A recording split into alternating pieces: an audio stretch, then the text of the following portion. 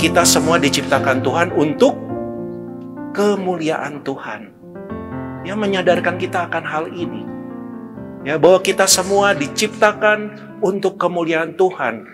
Kita berada di tempat ini dan dimanapun kita berada, kita diajak untuk memuliakan Tuhan. Tetapi coba kita melihat wajah Tuhan yang lain. Pandang salib yang di atas. Wajah Tuhan yang menderita. Bahkan di dalam kitab Nabi Yesaya dikatakan bahwa wajahnya tidak seperti manusia lagi. Mana yang kita pilih? Melihat wajah yang bahagia, yang dimuliakan, atau melihat wajah yang menderita? Mana yang kita pilih? Tentu secara manusiawi kita akan memilih, Romo, jangan pikir yang susah-susah. Saya mau melihat wajah yang bahagia. Ya, karena itu kalau kita ya pergi ke rumah duka misalnya. Ya, ini salah satu contoh. Pergi ke rumah duka untuk menyampaikan bela sungkawa kepada saudara-saudari kita yang meninggal dunia. Ya, juga kepada keluarganya. Ya. Tentu wajah yang ditampakkan di foto itu bukanlah wajah ketika dia menderita. Ya, wajah yang ditampakkan di foto itu adalah wajah yang ya, wajah yang baik. Ya, ini membuktikan kepada kita bahwa apa? Bahwa kita lebih memilih untuk melihat wajah yang baik, yang menggembirakan. Tetapi jangan salah Bapak Ibu Saudara-saudari yang terkasih. Karena perikop yang kita dengar pada hari ini tentang Yesus menampakkan kemuliaannya di dalam Injil itu merupakan bagian dari kisah Yesus yang sebelumnya itu kalau kita sadari sebelumnya dan sesudahnya itu ada sesuatu yang terjadi di dalam diri Yesus yang kita mengerti. Ya. Yang pertama, kalau kita memperhatikan perikop Matius pasal 17 yang kita baca pada hari ini, yang kita dengar. Sebelumnya, Yesus memberitakan tentang penderitaannya yang akan dialami oleh anak manusia. Pemberitaan yang pertama. Sehingga apa Bapak Ibu Saudara-saudara yang terkasih? Dan setelah perikop ini mungkin Yesus diceritakan memang dia masih melakukan banyak tanda dan mujizat. Tetapi dia suatu hari dia mengarahkan pandangannya ke Yerusalem. Dan di Yerusalem itulah dia akan mengalami apa yang diceritakan di dalam kitab suci. Apa yang sudah diberitakan dan diwartakan kepadanya. Sehingga inilah Bapak Ibu Saudara-saudara yang terkasih, kita tidak pernah boleh lupa. Tidak ada pilihan yang bisa kita lakukan atau yang kita bisa buat. Ya. Karena apa? Karena Yesus sebenarnya mau menunjukkan kepada kita saat-saat kritis yang akan dialami bukan hanya dirinya sendiri, tetapi saat-saat kritis itu juga akan ditunjukkan kepada murid-muridnya, terutama yang dekat dengan dia, Petrus, Yakobus, dan Yohanes, yang kita mengerti bagaimana akhir hidupnya. Petrus, Yakobus, dan Yohanes. Ya, kita mengerti bagaimana akhir hidupnya terutama Petrus dan Yakobus. Dan kita mengerti bahwa ketika kita diajak untuk merenungkan itu, kita diajak juga untuk merenungkan saat-saat kritis yang mungkin semoga tidak alami Romo, tetapi itu sebenarnya dialami oleh semua orang. Setiap orang pasti mengalami saat-saat kritis dalam hidupnya. Yang paling nyata adalah ketika orang menghadapi maut. Sakit.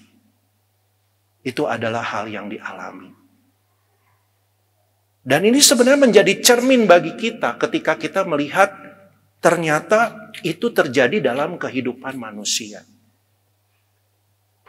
Kalau kalian membaca buku sejarah tentang perkembangan hidup kongregasi CSE Putri Karmel dan segala macam dalam tulisannya, Bapak pendiri kita yang duduk di sana, dia pun mengalami saat-saat kritis.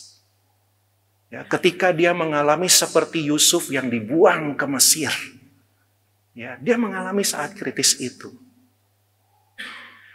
Kalau kita juga melihat atau mendengar mungkin dari kisah kemarin Romo Patris ada cerita juga, ya, bagi saudara-saudara KTM yang mengikuti retret, ya, bagaimana Romo Patris juga mengalami saat kritis ketika dia menderita sakit COVID, ya. Ketika dia sendiri tidak menyadari bagaimana mungkin maut akan datang kepada dia. Dan kita tahu, dan mungkin kita pernah mengalami hal ini. Ya, ada seorang bapak, ya, yang ketika dia mengalami kritis, ketika dia mengalami koma, ya semua orang-orang khawatir, ya terutama orang-orang yang terdekatnya. Karena apa? Karena mungkin bagaimana keluarganya, anggota keluarganya berpikir apakah dia akan bisa diselamatkan. Ya, tentu saja ini menjadi kerinduan banyak orang, anggota keluarga ketika mengalami saat kritis itu. Ya. Tetapi suatu ketika Bapak itu dalam keadaan koma, dan ketika anak-anaknya ada di sekeliling dia, pada satu hari saja, Bapak itu membuka matanya tiba-tiba. Ya, dan apa yang terjadi? Dia bisa sadar kembali. Dan pada saat itu anaknya bertanya, "Papa, mau ditolong oleh Tuhan Yesus?" "Mau." "Papa, mau dibaptis?" "Mau." Dan akhirnya Papa ini panggil Romo. Romo datang dengan segera dan membaptis Bapak ini. Dan memang besoknya Bapak ini meninggal dunia. Saat kritis dialami oleh kita semua. Mungkin sebagian di antara kita mengalami saat kritis dalam bentuk yang lain. Ya, misalnya kritis dalam panggilan hidup, dalam status hidup. Krisis, ya. Kita mengalami krisis mungkin dalam relasi. Ya, relasi ini sangat contoh misalnya yang sering kali terjadi ketika kita mengalami usia parubaya. Ya, orang bilang midlife crisis. Ya, sekitar umur 40 sampai 60. Ya, mengalami krisis karena mengalami perubahan. Dia bukan hanya mengalami perubahan wajah, ya, mengalami perubahan bentuk tubuhnya, ya, puritnya itu semakin buncit, ya, mengalami perubahan tubuh yang tadinya gemuk jadi kurus, ya, apalagi ketika maksudnya ketika pada saat itu dia mengalami krisis relasi, misalnya sebuah keluarga. Yang anak-anaknya pada usia tengah baya itu, waktu menjalin pernikahan di usia 20 atau menjelang 30, bahagia, apalagi sudah punya anak, ya. Anak-anaknya kemudian semakin besar, punya peer group-nya masing-masing.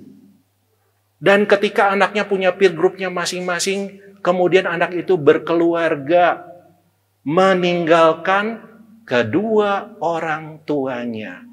Dan disitulah mungkin dia mengalami krisis. Kehilangan anaknya. Apalagi kalau anaknya itu tidak pernah berkomunikasi dengan ayah ibunya. Sama sekali. Alasannya apa? Setiap ditanya, sibuk. Makanya sekarang mungkin ya, lebih banyak orang tuanya yang harus menyediakan waktu untuk datang ke rumah anaknya, daripada anaknya datang ke rumah orang tuanya. Ini bukan penghakiman. Tetapi ini adalah sebuah realitas.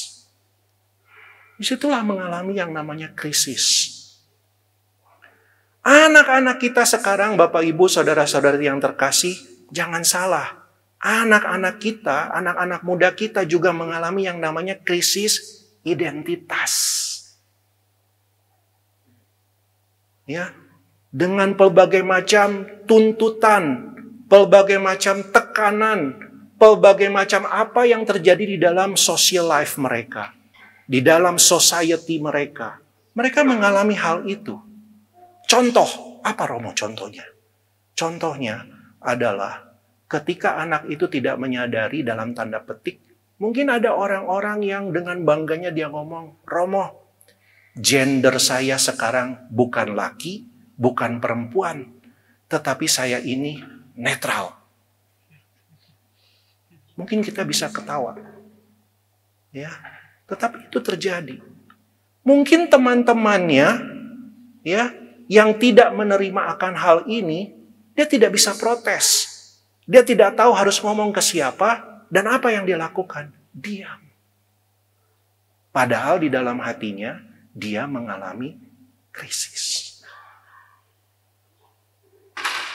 Ya. Jadi itulah Bapak Ibu saudara-saudara yang terkasih, ya. Krisis itu juga bisa mengalami yang namanya krisis iman. Hidup rohani kita, iman kita, ketika juga kita melihat apa yang terjadi di dalam gereja, apa yang terjadi di dalam dunia ini. Romo, katanya Tuhan itu baik, katanya Tuhan itu maha kuasa.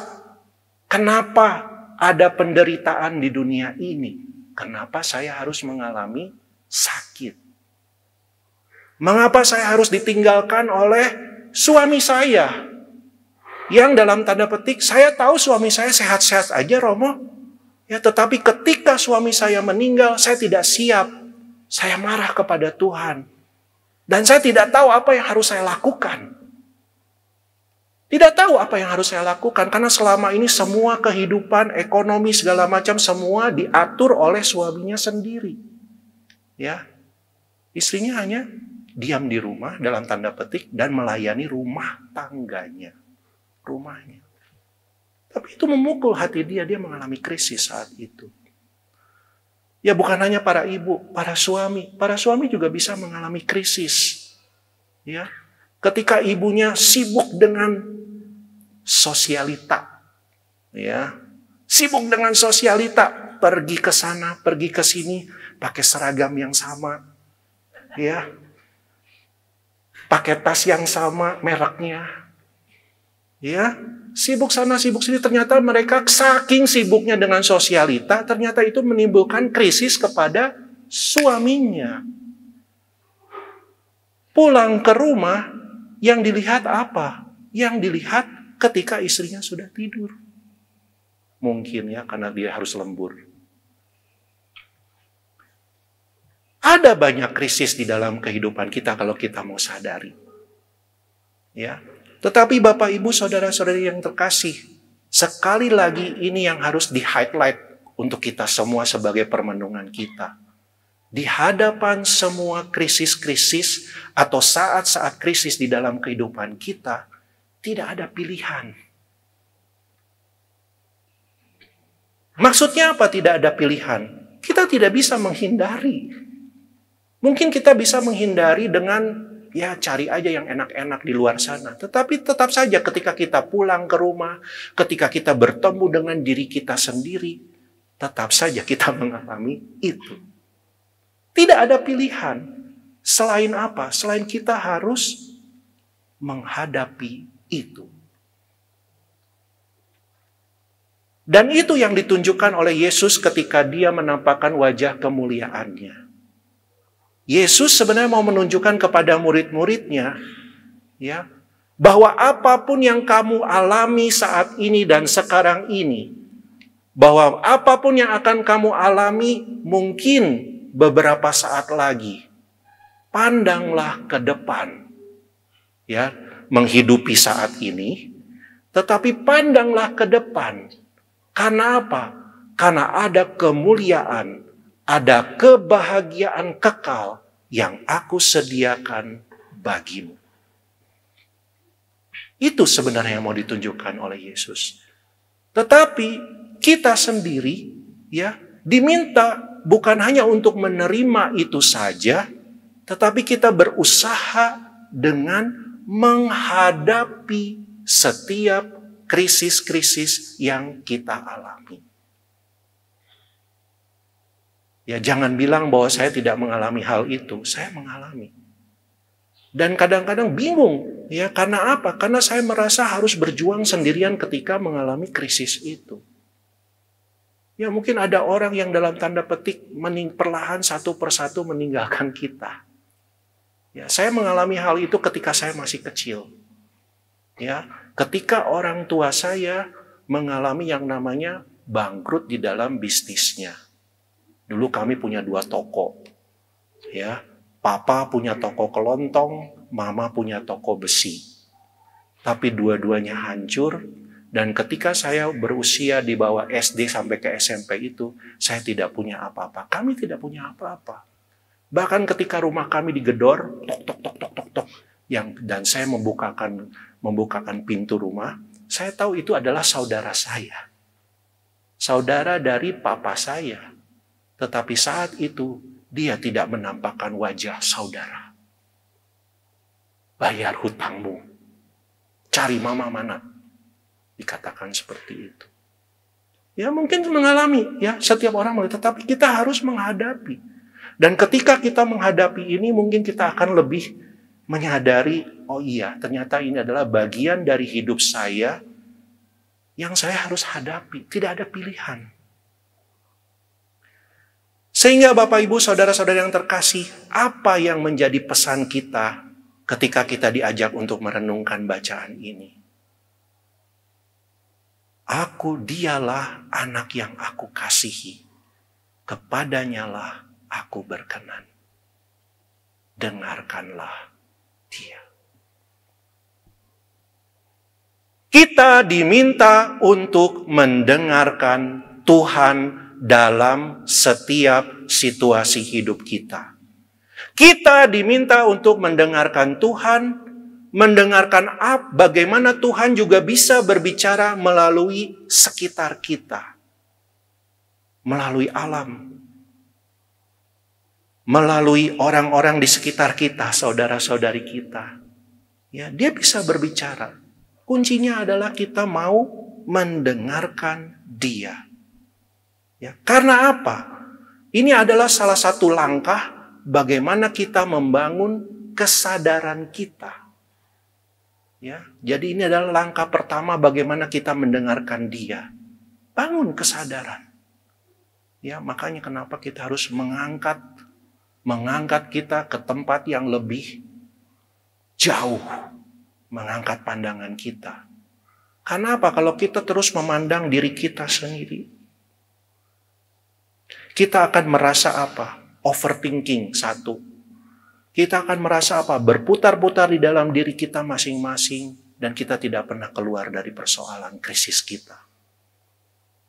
Tetapi coba buka mata, buka telinga, dengarkan dirimu, dengarkan sekelilingmu, dengarkan orang-orang di sekitarmu, dengarkan alam. Saya ingat sekali ketika pada waktu beberapa bulan yang lalu, ya, ketika terjadi gempa di Cianjur, ya, berapa bulan yang lalu ya, boleh bilang begitu, belum setahun kan, ya, belum setahun, ya, alam berbicara. Karena apa? Ketika pada malam saya keluar dari pondok saya dan saya mendengarkan alam begitu sunyi, sepi, tanpa suara. Semuanya serba kayak tidur begitu dengan suara, dengan pasca gempa itu. Ya. Kehampaan, kekosongan. Ya. Dan apa? Dan saya menyadari bahwa di dalam kekosongan dan kehampaan itu, ya, bahwa tidak ada apa-apanya kita tanpa Tuhan. Ya. Ada banyak hal yang mungkin kita bisa refleksikan di dalam pengalaman-pengalaman krisis kita. Ya, kita diminta untuk membangun kesadaran akan hal ini. Dengan kita melihat juga orang di sekitar kita, dengan kita mendengarkan orang yang mungkin bisa dipakai Tuhan untuk membantu kita, ya, mungkin bisa dipakai oleh Tuhan, bahkan orang-orang yang lewat sekalipun yang tidak pernah kita duga-duga, ya, ternyata dia berbicara dengan kata-kata yang sangat sederhana, tetapi itu bisa menjawab apa yang sedang kita alami. Disitulah kita menyadari bahwa kita tidak sendirian. Hal yang kedua yang mungkin kita harus sadari adalah perubahan. Setiap krisis yang dialami di dalam kehidupan kita, yang tadi saya sudah katakan, tidak ada pilihan selain menghadapinya, berarti kita harus menerima hal ini. Ini memang paling sulit ya untuk menerima. Bagaimana mungkin, Romo, saya ini sedang sakit. Apalagi sakitnya itu begitu keras. Mau mati. Mau menghadapi maut yang saya sendiri belum siap untuk menghadapi ini semua. Bagaimana mungkin, Romo? Ya, semuanya sudah hilang. Apa yang sudah saya kumpulkan semuanya, ternyata itu semua hilang begitu saja hanya karena satu orang itu. Ya. Bagaimana mungkin, Romo? Ya, dengan situasi pandemi yang kita alami ini, kita mengalami apa? Mungkin orang-orang yang dalam tanda petik, saya pernah menerima telepon itu dari seorang bapak. Dan dia mengatakan, Romo, satu persatu orang yang saya kenal meninggal. Saya kehilangan. Dan saya tidak tahu apa yang harus saya lakukan. Ya, mengalami krisis itu. Tetapi ketika kita diajak untuk menerima, untuk accept, ya, menerima akan hal ini, mungkin ketika kita menerima dan kita melaluinya, ada rasa syukur di dalam kehidupan kita. Saya mungkin sulit mengatakan hal ini. Bagaimana, Romo, di tengah situasi yang sulit kita harus bersyukur. Ya. Tetapi mungkin kita akan menyadari hal itu. Karena apa? Ketika saya tadi ceritakan seorang istri yang kehilangan suaminya. Dia akhirnya menjawab, dia telepon setelah beberapa lama kemudian. Dan dia bilang kepada saya, dia bilang, Romo, saya memang kehilangan suami saya. Saya tahu dan ini menyakitkan. Tetapi saya bisa bersyukur sekarang. Karena apa? Karena banyak hal yang mungkin sekarang ini yang selama dulu saya tidak tahu bahwa saya bisa melakukan hal itu. Ternyata Tuhan kasih saya rahmat, kasih kemampuan untuk saya bisa menjalani hidup saya lebih baik lagi. Dan saya bisa menyelesaikan, Romo, menyelesaikan tanggung jawab saya sebagai seorang single parent untuk menyekolahkan anak saya sampai selesai. Itulah yang Tuhan kerjakan. Tuhan bisa melakukan hal itu di dalam diri kita masing-masing, di dalam orang-orang sekitar kita, bahkan orang-orang yang terdekat kita sekalipun di saat kita mengalami hal ini. Dan ketika kita menerimanya, kita diajak untuk bersyukur. Hal yang ketiga. Yang ketiga, ketika kita diajak untuk menyadari, ketika kita diajak untuk menerima, tentu saja berikanlah dirimu. Persembahkanlah dirimu. Karena apa? Karena kita diminta untuk mendengarkan Tuhan. Sehingga apa yang menjadi jalanku, apa yang menjadi rencanaku,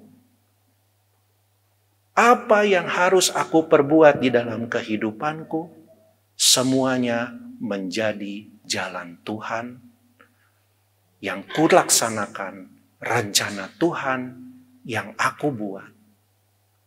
Bukan lagi jalanku sendiri, bukan lagi rencanaku sendiri. Bukan berarti kita tidak boleh buat rencana. Bukan berarti kita tidak boleh mengambil jalan. Tetapi apa yang kita buat ini adalah semuanya seharusnya sesuai dengan apa yang menjadi rencana dan kehendak Tuhan. Dan itulah yang kita harus buat di dalam kehidupan. Pemberian diri kita. Ini adalah salah satu langkah iman kita untuk apa? Untuk membiarkan Tuhan mulai hari ini, apa yang menjadi rencanamu, apa yang menjadi kehendakmu, apa yang engkau inginkan, bantulah aku. Untuk aku punya rahmat untuk bisa menjalankan itu semua. Dan itulah pemberian diri kita. Bapak, Ibu, saudara-saudari yang terkasih, hal yang kedua mungkin kita bisa refleksikan ketika kita mengalami saat-saat krisis. Kadang-kadang di dalam mengalami saat krisis, ya, kita bisa jatuh.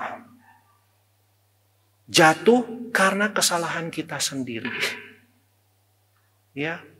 Kita bisa jatuh dan mungkin kadang-kadang berbagai macam emosi itu ada di dalam diri kita. Salah satunya mungkin yang kita sering ceritakan di dalam retret penyembuhan luka batin adalah guilty feeling. Perasaan bersalah. Ya. Kita mungkin merasa bersalah karena apa? Karena mungkin saya tidak melakukan banyak hal ketika dia masih ada. Ya. Ketika dia masih ada, orang yang selama ini menjadi pasangan hidup saya dan sekarang dia sudah tiada. Tetapi ketika saya mengalami saat krisis, saya kenapa? Kayak saya tidak pernah berbuat sesuatu untuk dia. Mungkin kita mengalami perasaan itu. Ya. Tetapi Bapak, Ibu, saudara-saudari yang terkasih, murid-murid Yesus juga mengalami saat-saat krisis.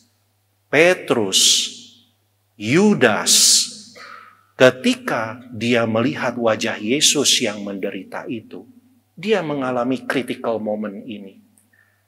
Tetapi kita bisa melihat dari dua contoh murid ini, langkah apa yang mereka lakukan. Kita diminta bukan untuk memilih, tetapi dengan contoh kehidupan murid itu, kita tahu apa yang baik yang harus kita lakukan. Dengan kata lain, di dalam situasi-situasi krisis ini, jangan pernah kita berputar-putar pada diri sendiri, akhirnya mengambil jalan yang lain yang bukan kehendak Tuhan. Ya, dalam prinsip moral atau dalam prinsip hidup rohani, jika engkau ragu untuk mengambil keputusanmu di dalam situasi yang sulit, jangan pernah ambil keputusan. Ya, jangan seperti Yudas yang mengambil keputusan akhirnya dia menggantungkan dirinya. Karena suara-suara itu ketika kita diajak untuk mendengarkan banyak suara-suara di dalam diri kita. Ya, bunuh diri aja, udah akhiri hidupmu. Ya. Tetapi kita diminta untuk tenang, untuk diam. Pandang Tuhan. Pandang salib. Lihat dan sadari kehadirannya. Dan dengarkan bagaimana dia berfirman kepadamu di dalam lubuk hatimu itu. Yang ketiga, sebagai penutup. Di dalam menjalani krisis, tentu saja kita harus membangkitkan iman kita setiap saat, setiap waktu. Akan apa? Akan Allah yang senantiasa hadir dan menyertai hidup kita. Bagaimana dia bisa hadir dan menyertai hidup kita? Ya, dia sendiri adalah Allah yang sebenarnya kita tahu bahwa dia bukan hanya menciptakan langit dan bumi dan segala macam isinya, tetapi dia mempunyai kuasa atas semuanya itu. Dan inilah, iman inilah yang harus kita sadari bersama. Dia punya kuasa atas seluruh kehidupan kita, bahkan di dalam situasi-situasi sulit.